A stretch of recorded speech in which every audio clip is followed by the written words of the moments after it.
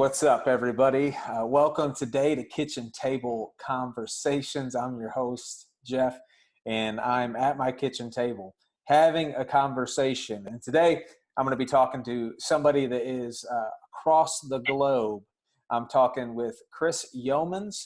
Kris and his wife, Nicole, and their two daughters are currently serving as missionaries in Niger, Africa. And I'm so glad to have them with us today. So, Kris, how are you doing today, man? I'm doing great. Good to see you, and good to hear from you. Yeah, man. It's good to be seen. So glad that you made time and we were able to figure out the time change thing. And our church, supports you guys, and we care about you and we're praying for you guys. And so thought it'd be great to catch up and contact you a little bit now. You're in Africa now, but am I right in assuming that, did you grow up in Kentucky? No, actually, okay. I'm originally from Southeast Georgia, down near Savannah, Georgia, where I grew up. And I've only been in Kentucky since 2014. So. Okay, gotcha. So your Southeast Georgia is your home. Yeah. Gotcha. And so when you were growing up in Southeast Georgia, what was your favorite TV show? Oh, goodness. Growing up, I'd have to go back, let's see. Probably, oh, man. That's a good question. The first thing that comes to mind is Gilligan's Island, actually. I watched that when I was like, but I don't know if that's one of my favorites. That one may have come to mind just because I was humming the song this morning for some reason. Yeah. But typical, early 80s cartoons, I watched that girl. And then as I got older, I didn't watch a whole lot of TV. So, and now we definitely don't watch TV. So, no, there's not much TV there? No, not too much. Yeah. You can get a satellite. There's not a lot of English channels, if any at all. So. Gotcha. Now, as you were growing up too, another question from when you were a kid, what did you want to be when you grew up? Oh boy, from the time I was probably 6 or 7 years old, I was determined to be an attorney. That's what I wanted to be. That's what I was planning to be. All through up until I was 16 years old, that was my plan. Was I had it all worked out. I was going to go to Mercer University, study law, and be a lawyer. And in the winter of '96, actually on New Year's Day technically, is when I was at a lock-in, like one of those crazy overnight lock-ins, stay up all night. When I was able to do where I could actually stay up all night. About 2 a.m., we had a guest speaker at this lock-in that was a missionary to Japan, and he was sharing about just missions and that sort of thing, and was trying to sort of recruit people to become missionaries in Japan. As people got ready to go to study missions, and I kind of blew it off or whatever. But we ended up having a prayer time where we prayed on our own at that retreat and or lock-in. And it was then that God almost audibly told me, that I was going to be a missionary. That what I had was not going to work, and that He had other plans for me. And so really instantly that changed. The following summer I went on my first trip, and since that day I'd been making plans to be a missionary. So wow, that's awesome, man. That's awesome. So you didn't slip into attorney mode and try to argue with God, or you just kind of went with it? I really didn't. It was pretty clear, which is good for me. God knows me. He knows that I would have been like, oh, I don't know. I'm not so sure if that's what He's saying. Right. But it was definitely a clear direction in that hour that we spent praying, to where I couldn't deny, even try to question it really. So wow. That's awesome, man. Yeah, I'm so for sure. Yeah. Whenever it's clear, man, it's a lot easier to take that step. Still hard though. Still hard. Right. So now you're in Niger. Tell me and tell us, what's the best thing about Niger? Oh, there's two things, I think. We've been here for about 8 months now, I guess a little over 8 months. And the two things that stand out to me the most are the people, number one. Yeah. The country is about 95% Islamic, so a lot of Muslims here. there's less than 1% of the population is Christian, but the people are very kind. They're resilient. They're hardworking. So the people, definitely number one, I'd say, is the best thing. And also, Nicole and I were talking about this, and we both said, the desert rain that comes in. We don't have it very often. Obviously, the rainy season here is about June, July, and August. Just summer months. But every now and then, we like they call them the mango rains. There'll be a rain that comes in early, and we actually, for the first time this past week, it rained for the first time since September here. Wow. Now it was only about 40 seconds of rain, but it was amazing to feel. And so we really love that about this. It's just seeing that water come in, and it's nice. Did you like go outside and like dance in the rain and like try to catch it in your tongue and stuff? Or I really didn't have time, to be honest. We have a tin roof on our house, and I heard it, and I was like, "What is that?" Like jumped up. I'm like, "What is that? That's not right." Nicole was like, "I think it is. I think it is." So by the time we got to the front door to look out, it started. It was moving on. You watched it go. Yeah. It was incredible to at least smell it for a second and see it, and so we're looking forward to. It'll pour down a little bit more. So there is something about the smell of rain, man. It's a good when it comes. Yeah. In.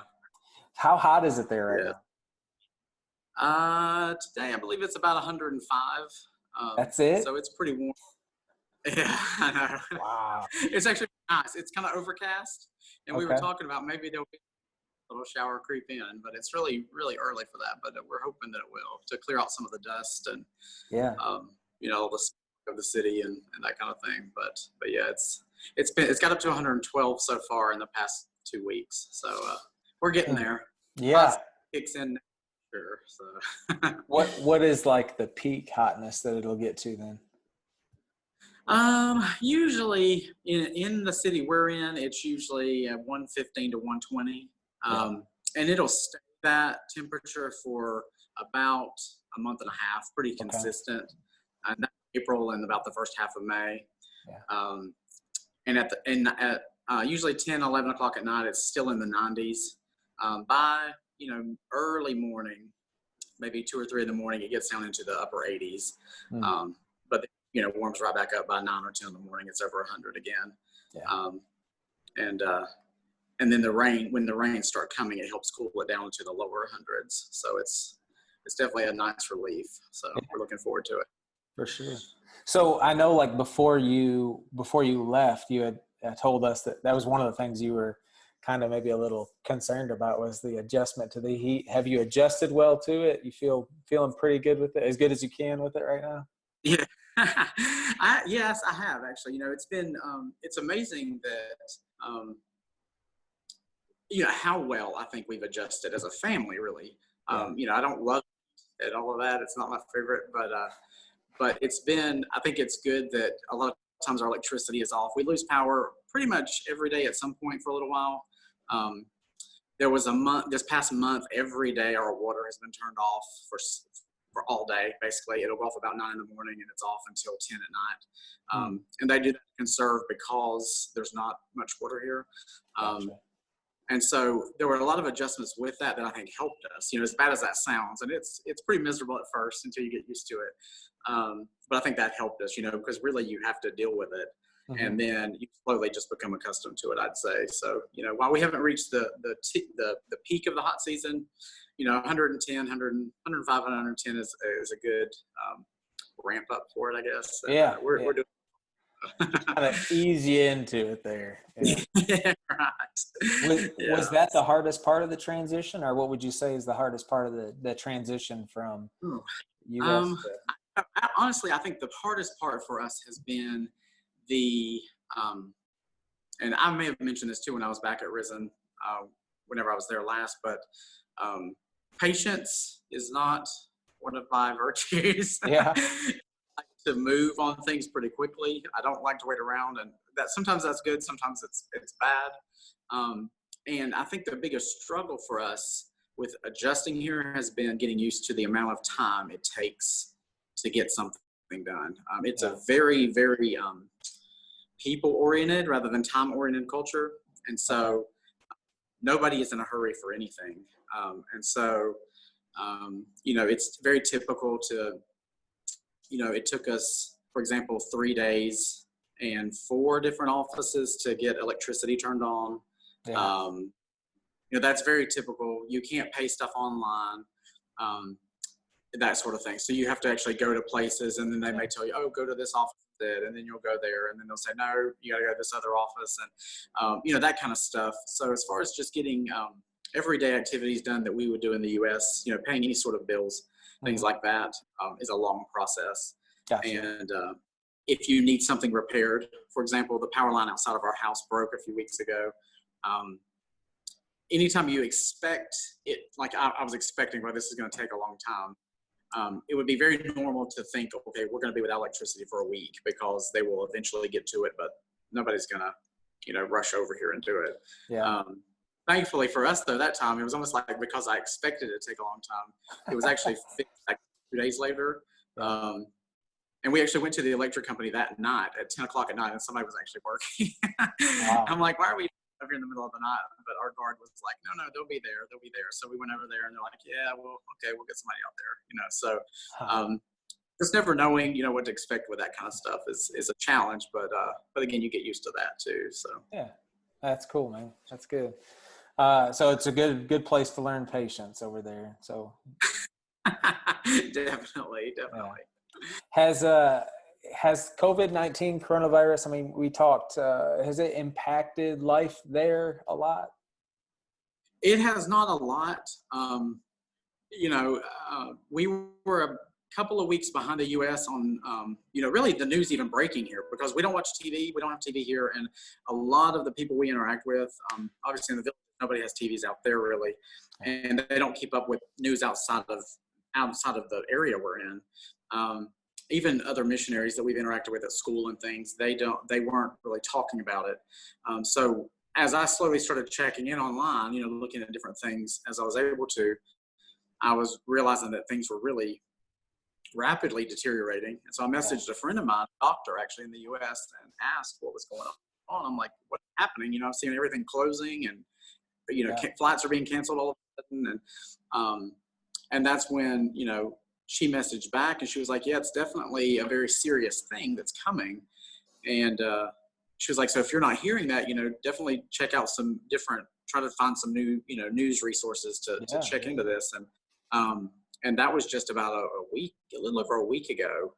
And then last Tuesday, the president finally announced that they were going to close the international airport and all the borders here, beginning on Thursday night. So we had basically a day and a half warning before they canceled every international flight out of here. All the land borders are closed for at least 2 weeks. He canceled all schools, all churches, mosques. Everything was called off for at least 2 weeks, and I think they're going to extend that. But we finally got a confirmed case. They didn't have tests here to test for it at first, but they're just getting it slowly. So about 2 or 3 days ago, the first case was confirmed, and now I heard today the number is 3 that we're up to. But I really think that number is so low because they just don't have a way to test. The culture is very oriented, so there's a lot of social interaction. They go to markets for their food, so people, hundreds and hundreds of people around each other every day.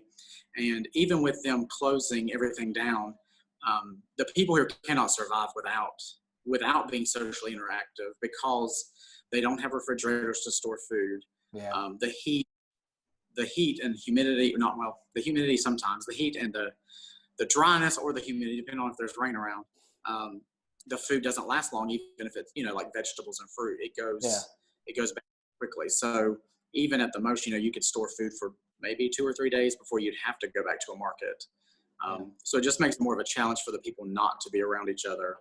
And so I think as it spreads more, it's going to get much worse. And of course, the economy here is so terrible anyway.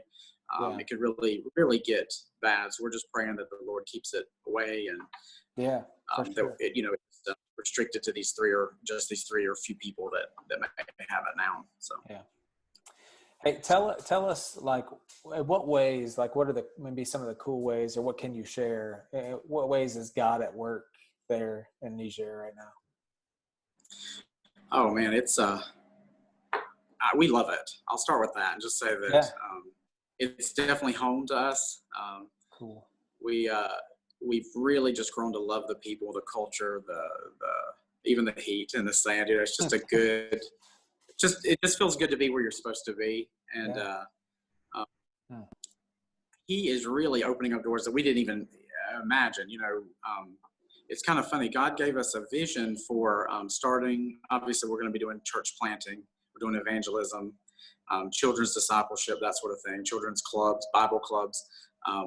But one avenue that we weren't expecting really that's kind of opened up is teaching English Yeah. to university students that are, 99% of the students that we see are Muslim. Oh, And wow. he's opened up doors for us, Nicole and I both, to teach and meet with these guys and some girls, but mostly guys, 2 to 3 times a week, where we'll spend 2 hours teaching English, and we're using the Bible to teach them English. And Wow. so we have guys reading scripture as they're practicing English. And Wow. so it's just a great opportunity, and they're studying, and as they're reading the stories, it's funny to talk about. We'll talk about after, okay, what Yeah. does this story mean? And it's all in the name of course, English that we're doing Sure. this, but they're Yeah. asking questions about, so this happened, Jesus really did this miracle. I had one guy ask me in the last class, I can't remember if we were reading from Mark, I can't remember which chapter right now, but it was where Jesus had fed the 5,000, and they're talking about the food being multiplied and that sort of thing. And one of the guys at the end of the story asked me, he's like, so this really happened?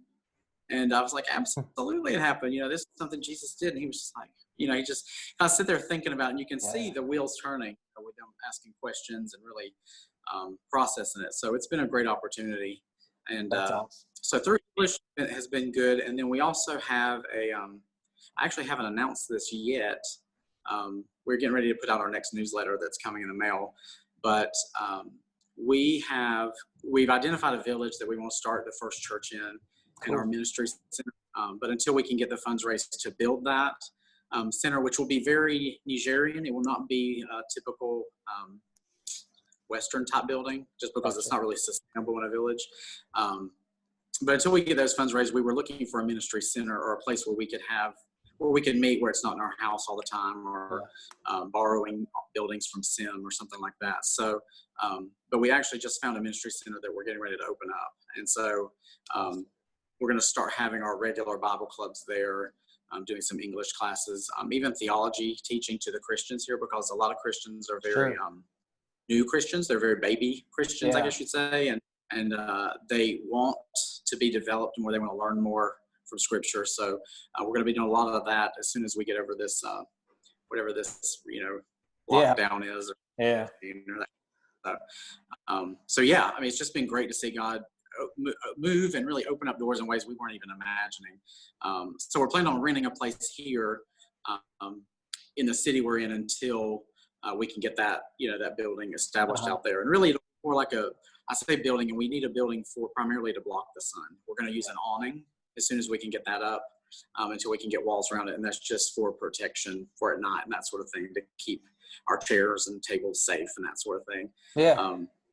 It'll be basically a big room where we can have all sorts of things, from church to classes and teaching, that sort of thing.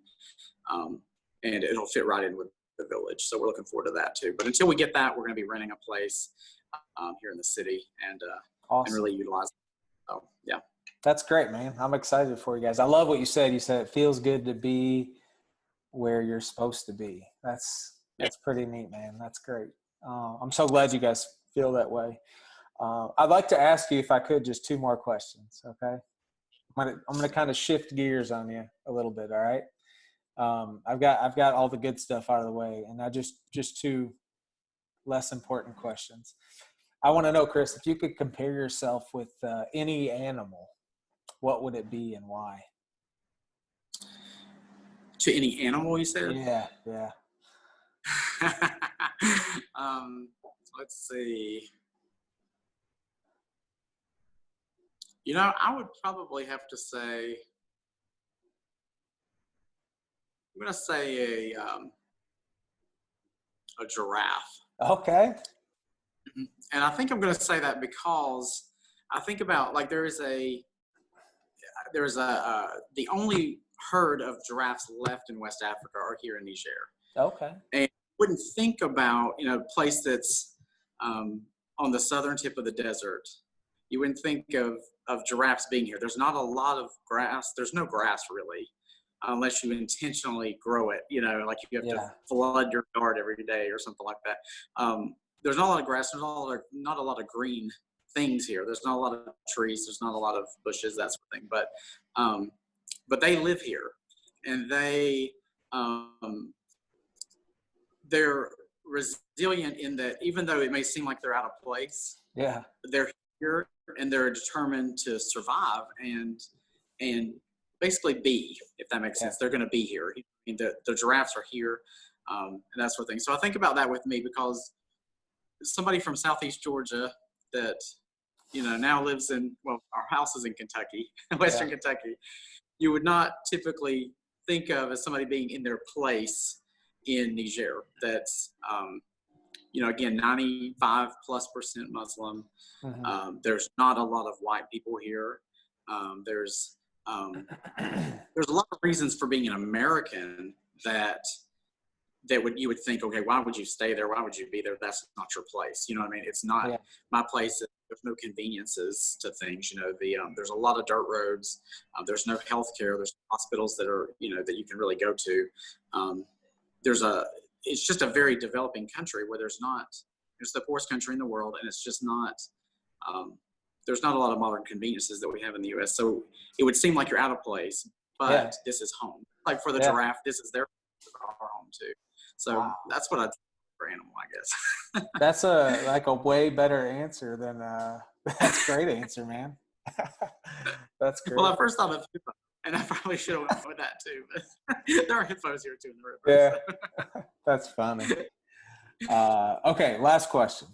What 3 people, living or dead, would you want at your fantasy dinner party? 3 people, living or dead, to have dinner with. Who would you have? Oh, I would definitely say living or dead, you said?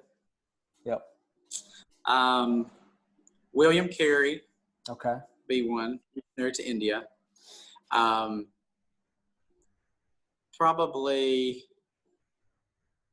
I would say Jesus, but he's with us too all the time, right? So yeah, okay. I'm thinking of just normal people. I'd say William Carey, probably John Wesley. Okay. And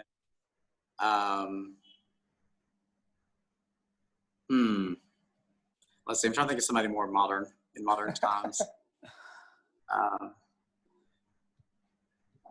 Maybe Billy Graham. Billy Graham. Okay, that's great, man. That sounds like a solid dinner party. I think at that party, I would just listen. I would just let them talk. And yes, I'd be drilling them with questions. For sure. Yeah, for sure. Yeah. You probably would ask them what animal they would compare themselves with. That's probably what you'd ask them. Yeah, I'll jot that down. Yeah.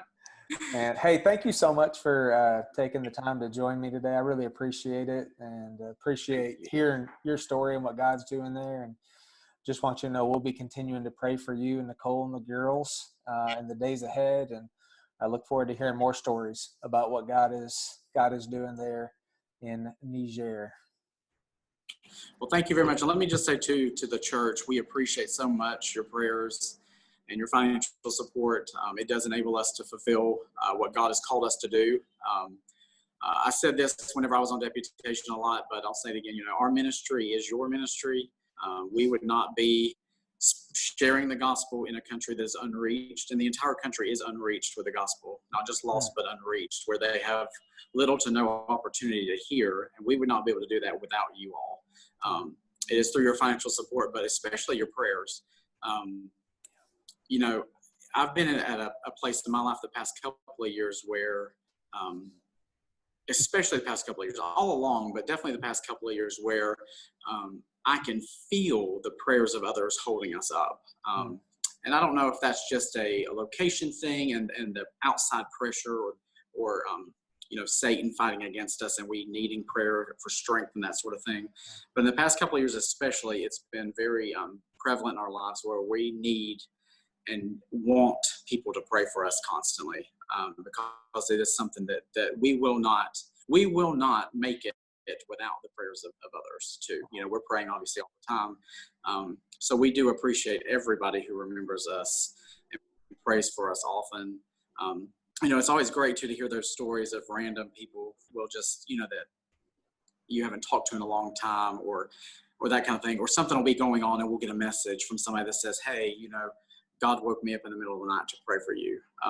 And those kind of, it's just amazing to see God work. That happened to me just a few months ago, where this lady that I used to work with in my old job, I haven't talked to her I hardly ever talked to her when I worked with her, but it's been years and years. And she and I were connected on Facebook, but we never interact. And she just out of the blue one day messaged me and said that God woke her up at 3 a.m. She was like, I don't know why. She said, I was sound asleep and I just woke up and I just felt like I needed to pray for you. And I'm like, so you hear stories like that, and I'm like, I can look back and think, well, that's what was going on in my life at that time. Of course, 3 a.m. there is 9 or 10 in the morning here. So, but it's amazing to hear that. So I do just want to say to Risen Church and to you and to everybody who prays for us and supports us, we thank you very much. Sincerely thank you for that. And please continue to remember us in prayer. It is a challenging economy, a challenging country to be in. I think we've adjusted well, but it's still a hard life sometimes. Just with various things going on and that kind of thing. So thank you all very much, and we appreciate it so much. All right, man. You're so welcome. We're honored to be a part. You just keep being the giraffe over there, all right? I'll try my best. All right, man. All right. We'll talk to you later, buddy. All right. I appreciate it. All right. See ya.